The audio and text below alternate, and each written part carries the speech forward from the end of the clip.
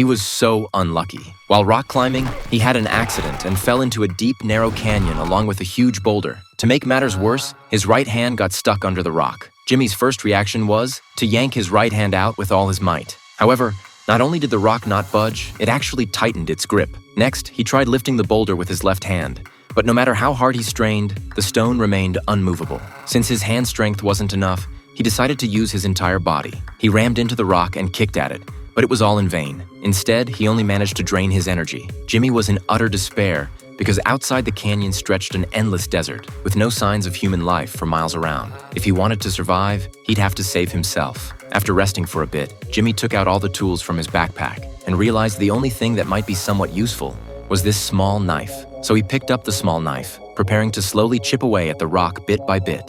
Hours passed, and he had only managed to scrape off a small amount of rock dust. His left hand was aching unbearably. In a moment of carelessness, he dropped the knife into a crevice on the ground. When he tried to pick it up with his hand, he couldn't reach it. He had no choice but to find a tree branch and bend it. Finally, after relentless effort, the knife was hooked and Jimmy successfully retrieved it. Having been trapped for so long, the blood circulation in his right hand was cut off, leaving it numb. Even when he poked it with the knife, he felt no pain. If he wanted to save this hand, his only option was to keep chiseling at the rock. He chipped away until midnight. The rock remained intact, but Jimmy was exhausted. He quickly took a sip of water to quench his thirst, but he didn't dare drink too much. He only took tiny sips because there was less than half a canteen left, which could keep him alive for 3 days at most. When dawn broke, Jimmy prepared to continue chipping at the rock. However, from chiseling for so long, the knife had become too dull to be of further use. At this point, Jimmy braced himself for the worst-case scenario. The straw of his water bag was wrapped in a strip of cloth. As long as he pulled out the straw, the cloth strip could be used as a tourniquet. That's right,